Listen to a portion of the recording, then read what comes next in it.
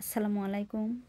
আজকে আমার বড় যা তার ফ্ল্যাটে শিফট হবে, তো তার জন্য আর কি ছোটোখাটো একটা মিলাদ মাহফিলের আয়োজন করা হয়েছে। তো রান্নার দায়িত্বটা এসেছে আমার ঘাড়ে। তো যাই হোক, আমরা রান্নাবান্না শুরু করে দিয়েছি।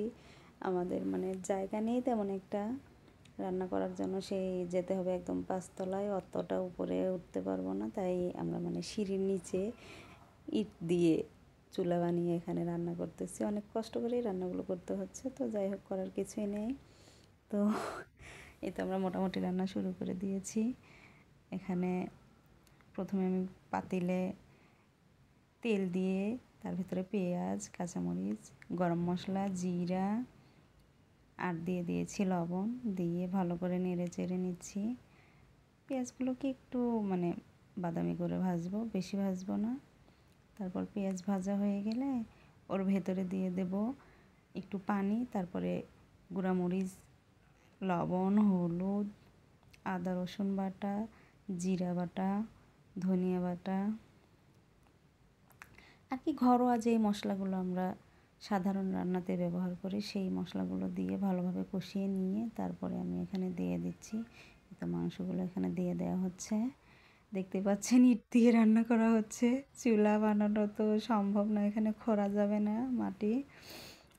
তো যাই হোক, এখানে গরু মাংসগুলো দিয়ে দেওয়া হচ্ছে। তো গরু মাংসগুলো ভালোভাবে একটু কষিয়ে নেওয়া হবে, এখন নেড়েচেড়ে কষানো হবে।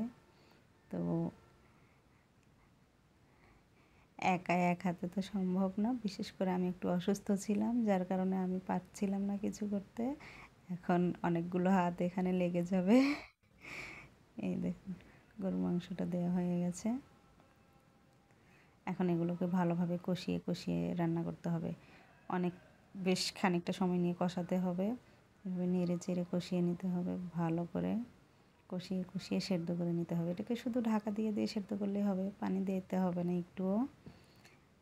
তো প্রায় এখন আমরা ঢেকে দিয়ে রান্না করব। আবার 10 মিনিট পর, 5 মিনিট পর এরম করে করে বারবার ঢেকে দিচ্ছি আর নেড়ে চেড়ে নিচ্ছি। এভাবে কষিয়ে কষিয়ে একদম মাংস একদম সেদ্ধ, আদা সেদ্ধ হয়ে গেলে ওর ভেতরে আমরা দিয়ে দেব আলু। তো এই তো মাংস থেকে অনেকটা পানি ঝরে দিয়েছে, অনেকটা তেল ছেড়ে দিয়েছে। এখন আবার ঢেকে দিয়ে আরও কিছুক্ষণ রান্না করব। এই তো মাংসের উপরে তেল উঠে আসছে। মাংসটা প্রায় কষানো হয়ে গেছে। এখন আমরা এই পর্যায়ে দিয়ে দেব সেই সেদ্ধ করে রাখা আলু, মানে সেদ্ধ করে ম্যাশ করে রাখা আলু আর কি। তো এই আলুগুলো দেওয়ার পরে ভালোভাবে আবারও নাড়তে হবে, নেড়ে নেড়ে একদম কষিয়ে কষিয়ে রান্না করতে হবে, যেন আলুগুলো নিচে লেগে না যায়। এই আলু দেওয়ার পরেই আলু ঘাটির বিশেষ বৈশিষ্ট্যই হচ্ছে এটা, যে আলু দেওয়ার পরে বারবার শুধু নাড়তে হবে, কারণ নিচে যদি লেগে যায় তাহলে আলু ঘাটির স্বাদটাই নষ্ট হয়ে যাবে। তো মানে নেড়ে চেড়ে একদম সুন্দরভাবে রান্না করতে হবে, এটাই হলো এটার প্রধান কাজ। তো যাই হোক, নাড়াচাড়ার কাজ চলছে। তো নেড়ে চেড়ে কষিয়ে কষিয়ে রান্না করতে হবে, বারবার নাড়তে হবে, আবার নাড়তে হবে।